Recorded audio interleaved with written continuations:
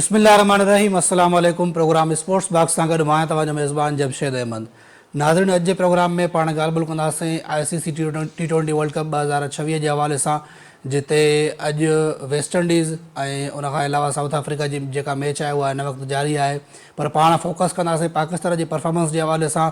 पाकिस्तान जी मायूस कुन परफॉर्मेंस ऐं हिकु भेरो ॿीहर हमेशह वांगुरु जॾहिं वर्ल्ड कप पाकिस्तान खेॾणु वेंदो आहे त अगर मगर जी हिकिड़ी सिचुएशन हूंदी आहे, उन हवाले सां पाण ॻाल्हि ॿोल कंदासीं। ऐं सवालु सिर्फ़ु हिते इहो न आहे त पाकिस्तान जे हाराइण जो, पर उन खां अलावा सवाल इहो बि आहे त सवाल जेको असांजो सिस्टम आहे पाकिस्तान क्रिकेट बोर्ड जो, उन ते सवाल आहे पाकिस्तान में जेके प्लेयर सिलेक्ट थियनि था उन्हनि जे चूंड ते सवाल आहे हिकमत अमल ते, ऐं सवाल आहे उन माइंड सेट ते जंहिंजे हवाले सां पाकिस्तान इहा क्रिकेट खेॾे थो।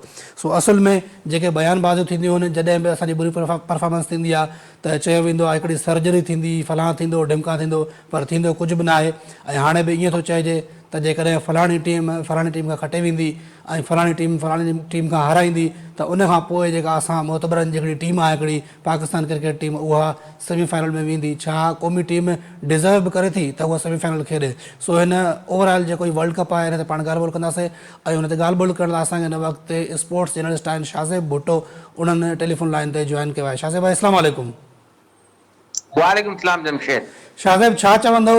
सभ खां पहिरां त मां उहो ई सवाल कंदुमि जेको हिन वक़्तु सॼो पाकिस्तान करे पियो, ऐं यकीनन रमज़ान बि आहे ऐं दुआऊं बि कनि था पिया, त भले उहो कोन था ॾिसनि त केतिरी बुरी परफॉर्मेंस आहे, पर पोइ बि असां चऊं था यार मिड़ई असांजी टीम मथे वञे, त छा अञा बि को चांस आहे? छा चवंदव? चांस जमशेद तमाम मुश्किल आहे, इम्पॉसिबल त न आहे, बट पाकिस्तान के हाणे श्रीलंका खां इलाही वॾे मार्जिन खां मैच खटणी पवंदी। ऐं गॾु गॾु इहो बि एक्सपेक्ट करणो पवंदो त जेको पाकिस्तान जी मैच खां पहिरीं इंग्लैंड ऐं न्यूज़ीलैंड जो मैच आहे, उहो मैच बि इंग्लैंड जी टीम हिकिड़े सुठे मार्जिन सां खटे। त हाणे पाकिस्तान खे न सिर्फ़ु पंहिंजे मैच ते रिलाए करणो पवंदो, बल्कि इंग्लैंड जे मैच ते बि रिलाए करणो पवंदो, ऐं ॿिन्हिनि मैचनि में मार्जिन्स वॾा खपंदा, त इलाही मुश्किल थो लॻे त पाकिस्तान सेमीफाइनल में पहुची सघे।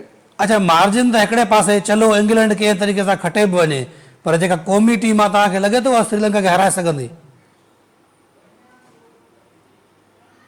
पाकिस्तान जा चांसेस रियलिस्टिकली तव्हांखे हिन वर्ल्ड कप में उहे ई घटि पिया नज़र अचनि, छो जो जेका ब्रांड ऑफ क्रिकेट ॿियूं टीमूं खेॾनि पयूं, पाकिस्तान उन्हनि जे तव्हांखे करीब बि न पियो नज़र अचे। जीअं तव्हां वेस्ट इंडीज खे ॾिसो, न्यूज़ीलैंड खे ॾिसो, साउथ अफ्रीका खे ॾिसो, इंग्लैंड खे ॾिसो, पाकिस्तान जी उहा अप्रोच ई असांखे हिन वर्ल्ड कप में नज़र न पई अचे जेका मॉडर्न डे क्रिकेट लाइ रिक्वायर्ड आहे।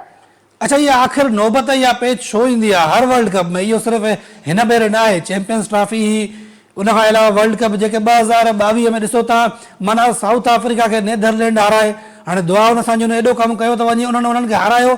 असां ज़िम्बाब्वे खां हारायोसीं हुन वर्ल्ड कप में, पोइ बि असां फाइनल खेॾीसीं। सो इहो सदाईं हर बार ईअं छो थींदो आहे? जो तव्हांजी अप्रोच में कंसिस्टेंसी न आहे, तव्हां जेका टीम प्रिपेयर कंदा आहियो वर्ल्ड कप जे लाइ, अचानक तव्हां हुन में तब्दीलियूं करे छॾींदा आहियो, चेंजिंग करे छॾींदा आहियो। हिन टीम में ॾिसो केतिरा ई अहिड़ा खिलाड़ी मौजूद आहिनि जेके 4 महीना पहिरियों या 5 महीना पहिरियों तव्हांजे टीम प्लानिंग में न हुया। वो अचानक सां वर्ल्ड कप खां पहिरियों हिकु सीरीज में 2 सीरीज में खिलाड़ी अची था वञनि, तव्हांजी टीम कॉम्बिनेशन ठही थी वञे। हाणे तव्हां मिडल ऑर्डर में शादाब खान अॻु में टीम में न हुयो, 1-2 सीरीज पहिरीं हुननि खे कम बैक करायूं। ख्वाजा नाफे इलाही टैलेंटेड प्लेयर आहे, बट उहो अगरि तव्हांजे प्लान में हुयो त हू साल खां छो न पोइ पाकिस्तान जी टीम में खेॾे, हुननि खे तव्हां वठी आयो। वरी फ़खर ज़मान खे तव्हां कॾहिं ॿाहिरि कयो, कॾहिं अंदरि कयो, बाबर आज़म खे तव्हां पहिरीं सफ़ा साइडलाइन करे छॾियो T20 खां, वरी तव्हां हुननि खे वठी आयो, 1 डाउन ते खेॾायो, अचानक सां वरी हुननि खे नंबर 4-5 ते बैटिंग पा करायो। उस्मान खान लाइ असांजो कोच चवंदो आहे त ही स्पिन जो सभिनि खां बहितरीन प्लेयर आहे, इन करे असांजी टीम जो विकेट कीपर आहे, मगर तव्हां बैटिंग ऑर्डर में अगरि ॾिसो त हुनजो नंबर ॾींहों ॾींहुं हेठि पा कंदा वञनि। त तव्हांजी टीम में तसलसल न आहे, तव्हांजी टीम जी हिकिड़ी प्लानिंग न आहे, हिकिड़ी तयारी न आहे। इन जे बरक्स अगरि तव्हां ॿियनि टीमुनि खे ॾिसो त ॿियनि टीमुनि वटि न सिर्फ़ु प्लान ए आहे, बल्कि हुननि जो प्लान बी, प्लान सी भी नज़र अचे थो।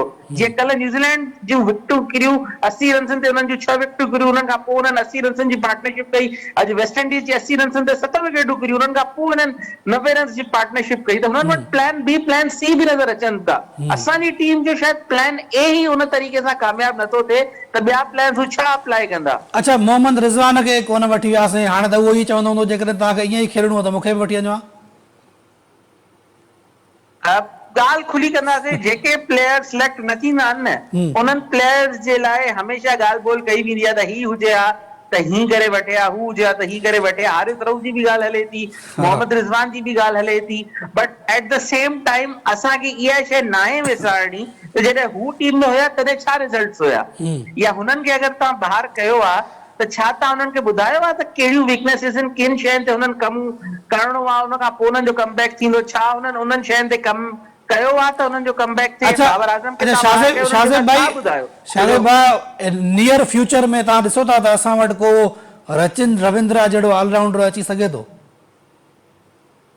टैलेंट पाकिस्तान में मौजूद है, न्यूजीलैंड हिकिड़ो नंढो मुल्क है, पाकिस्तान वॾो मुल्क आहे, पाकिस्तान में टैलेंट मौजूद आहे, ज़रूरत इन ॻाल्हि जी आहे त उन टैलेंट खे पॉलिश कजे, नर्चर कजे, ताकि हू रचिन रविंद्रा जहिड़ा प्लेयर्स ठही पवनि ऐं पाकिस्तान खे परफॉर्मेंस करे ॾियनि। मां सदाकत तव्हां वटि मौजूद आहे, इन तरीक़े सां शामिल हुसैन तव्हां वटि मौजूद आहे, शाज़िब खान तव्हां वटि मौजूद आहे, डिफरेंट प्लेयर्स तव्हां वटि मौजूद आहिनि, साद बेग तव्हां वटि मौजूद आहे, बट उन्हनि प्लेयर्स खे इन तरीक़े सां ग्रूम कयो वञे, उहो एनवायरमेंट प्रोवाइड कयो वञे त हू अहिड़ियूं परफॉर्मेंसिस ॾेई सघनि। अच्छा, तव्हां हिकिड़ी ॻाल्हि कई त न्यूज़ीलैंड नंढो मुल्क आहे, असांजो वॾो मुल्क आहे, यकीनन हिकिड़ी आबादी जो फ़र्क़ु आहे, पर सुबुह जो मां हिकिड़ी वीडियो ॾिसां पियो, उन में ॿुधाइनि पिया त न्यूज़ीलैंड में जेके क्रिकेट ग्राउंड आहिनि उहे मल्टीपर्पज़ ग्राउंड आहिनि, उन्हनि में रगबी थींदी आहे, फुटबॉल बि थींदो आहे, मतिलबु हुननि जी त मतिलबु पहिरीं गेम बि न आहे क्रिकेट, हू रगबी खे, फुटबॉल खे, ॿियनि शयुनि खे वधीक तरजीह ॾियनि था। सो उहा टीम एतिरो अॻिते निकिरी सघे थी त असां छो नथा निकिरी सघूं? प्रोफेशनलिज्म उते वधीक आहे, उतां जी उन्हनि जी अप्रोच, उन्हनि जो माइंडसेट, उन्हनि जी मेंटेलिटी इलाही स्ट्रांग आहे, जंहिंजी वजह खां तव्हांखे अहिड़ा टैलेंट हुते नज़र अचनि था, छो जो टैलेंट हर जगह ते हूंदा आहिनि, चाहे हिते हुजनि चाहे हुते हुजनि, बट मां ॻाल्हि उहा ई कई न, हुनखे तव्हां ग्रूम कीअं था कयो, त हुते डिफरेंट स्पोर्ट्स खेॾाए, डिफरेंट फैसिलिटीज़ ते प्लेयर्स खे ग्रूम कयो वेंदो आहे, उन्हनि खे नंढपण खां ई ट्रेन कयो वेंदो आहे, उनजे माइंडसेट खे स्ट्रांग कयो वेंदो आहे, त हुननि जी एडेप्टेबिलिटी स्ट्रांग थी वेंदी आहे। असांखे हिते अनफॉर्चुनेटली इहा शइ नज़र न ईंदी आहे, हिकिड़ो खिलाड़ी ईंदो आहे, टैलेंटेड हूंदो आहे, हिकु अधु सीरीज़ में रन्सूं कंदो आहे, हुन खां पोइ अॻिते रन्स न करे सघंदो आहे, छो जो मेंटली एतिरा स्ट्रांग न हूंदा आहिनि त पंहिंजी गेम खे इवॉल्व करे सघनि टाइम सां गॾु गॾु। अच्छा, ही जेके रांदीगर हिन वक़्तु वर्ल्ड कप में खेॾिया पाकिस्तान जे लाइ, उते उहे ज़ीरो आहिनि, वरी ईंदा, हाणे PSL थियण वारी आहे, वरी उहे साॻा ई प्लेयर हिते हीरो थी वेंदा, त इहे हिते हीरो आहिनि, हुते ज़ीरो आहिनि, छा नेक्स्ट वर्ल्ड कप में बि असांखे वरी इहे साॻा प्लेयर नज़र ईंदा? ॾिसो, हिन महिल ताईं त इहा ई ॻाल्हि नज़र अचे थी, ॿियो मसइलो इहो आहे, तव्हां वटि तव्हांजो सभिनीनि खां प्रीमियर जेको टूर्नामेंट आहे डोमेस्टिक जो, उहो पाकिस्तान सुपर लीग आहे। हाणे PSL में अगरि प्लेयर परफॉर्म कनि था त तव्हां उन्हनि प्लेयर जी परफॉर्मेंसिस खे इग्नोर करे उन्हनि खे ॿाहिरि त नथा करे सघो। बिल्कुलु माइंडसेट वेठा आहिनि, जेके सिस्टम हलाइनि था, उन्हनि खे सोचणो घुर्जे त असांखे उहो स्टैंडर्ड पंहिंजी गेम जो करणो आहे, ताकि इहा परफॉर्मेंस इंटरनेशनल ते बि अची सघे, जेका हिन लेवल ते बि अचे। बिल्कुलु। अच्छा, ही जेको वर्ल्ड कप खां पोइ हिकिड़ा बयानबाज़ी थींदी आहे, त हाणे सर्जरी थींदी, हाणे हिकिड़ी नई टीम थींदी, त छा इहे सिर्फ़ु बयाननि जी हद ताईं हूंदो आहे, या इन्हनि ते कुझु मोहसिन नक़वी साहब अमल करे सघे थो? यार, इहा हिकिड़ी फेस सेविंग हूंदी आहे, हिकिड़ा 50 खिलाड़ी आहिनि, उन्हनि जे इर्द गिर्द जेको आहे टीम घुमंदी आहे, पोइ ईअं ई थींदो आहे त अॼु ही 20 आहिनि, सुभाणे ॿिया 5 में अची वेंदा, उन खां पोइ ॿिया 5 अची वेंदा, वरी वापसि तव्हां नेक्स्ट साइकिल में जॾहिं वेंदव तव्हांखे उहे खिलाड़ी खेॾंदे नज़र अची वेंदा। तव्हां मूंखे ॿुधायो 2024 जे वर्ल्ड कप में, हिन वर्ल्ड कप में 7 खां 8 खिलाड़ी प्लेइंग 11 में साॻा आहिनि। बिल्कुलु। अच्छा, हिकु टेक्निकल सवाल मां तव्हां कंदुसि उस्मान तारिक जे हवाले सां। उस्मान तारिक जे बारे में चयो थो वञे त जॾहिं हू पहिरीं हुन विकेट वरिती इंग्लैंड जे ख़िलाफ़ त उनखे ओवर तां हटायो वियो, पर जॾहिं हैरी ब्रूक जो असां माइंड सेट ॾिसूं पिया, चाहे उस्मान तारिक कंटिन्यू ई करे हा, पर हैरी ब्रूक जो को अहिड़ो प्रोग्राम ई न हो, हू बिल्कुलु रिस्क ई न पियो खणणु चाहे, जेकॾहिं कंटिन्यू बि करे हा त हुननि जो माइंड सेट जीअं तव्हां ॻाल्हि कई त हू एतिरो मज़बूत हो त हुनखे ख़बर ई त हिकिड़ो सुठो बॉलर आहे, हुनखे हू सिंगल डबल करे ऐं हू ॿियनि बॉलरनि खे हुन अटैक कयो, त छा जेका तनक़ीद थिए थी कप्तान ते त हिनखे तव्हां कंटिन्यू कयो आहे, त उन कंटिन्यू करण सां को फ़र्क़ु पवे हा छा? इहा ॻाल्हि वर्ल्ड कप जी शुरू खां ई हले थी। इंडिया वारो मैच बि तव्हांखे यादि हूंदो त ईशान किशन हुते पाकिस्तान टीम जे ख़िलाफ़ स्कोर करे पियो, ईशान किशन जे साम्हूं उस्मान तारिक खे तव्हां बॉल ई न कराई। न, बहरहाल ईशान किशन वारो जेको इशू आहे उन में त ईशान किशन जेको आहे उहो सभिनी बॉलरनि खे अटैक पियो करे। हिते हैरी ब्रूक हिकिड़ो सियाणो प्लेयर हो जेके तव्हां ट्राए बि कयो, पर हू उस्मान तारिक खे हुन अटैक करण जो सोचियो ई न केॾी महिल बि। ॻाल्हि उहा न आहे न, ॻाल्हि इहा आहे जमशेद त अप्रोच आहे असांजे कप्तान जी, उहो अप्रोच आहे असांजे कोच जी। उन्हनि इहो प्लान ठाहियो आहे त असांखे उस्मान तारिक खे 10 ओवर खां पोइ खणी अचिणो आहे। हीअ त इंग्लैंड जे ख़िलाफ़ तव्हां हिकिड़ो ओवर तव्हांखे कंदो नज़र आयो, उहो बि मूंखे लॻो त शायदि हुननि शायदि ग़लती सां करायो या मुश्किल सां करायो त हुनखे ॿीहर ओवर ई न ॾिनऊं। ॿीहर हुनखे 11 ओवर में 12 ओवर में हुनखे बॉलिंग ॾिनऊं। त इहा अप्रोच ग़लति आहे न। मां तव्हांखे ॿुधायां थो, इंडिया जे गेम खां असां को सबक़ न सिखियोसीं। हिते असां हिकिड़ो ओवर हुनखे ॾिनोसीं, हुन आउट बि कयो। बाबा तव्हांजो जेको स्ट्राइक बॉलर आहे, जेको मेन बॉलर आहे, जेको बैट्समैन लाइ मुश्किलात थो खड़ियूं करे, तव्हांखे सभिनीनि खां पहिरीं उनखे यूज़ करणो आहे ताकि हू 2-3 विकेटूं वठी वठे। अच्छा शाहज़ेब विकेट अची वञे शाहज़ेब टाइम पोइ इंग्लैंड स्ट्रगल करे हा। टाइम तमामु घटि आहे। आख़िरी सवाल कंदुमि शाहज़ेब तव्हां खां त श्रीलंका जे बारे में कुझु पाकिस्तान जो हिकिड़ो मतिलबु ख़्यालु आहे अजीब त बाबा हुननि कल्ह जेको आहे सो मैच फिक्स कई। हाणे हू जेकॾहिं ॿियनि ते इल्ज़ाम हणनि था, पंहिंजी टीम जी परफॉर्मेंस ॾिसनि था, छा चवंदव उन्हनि जे लाइ?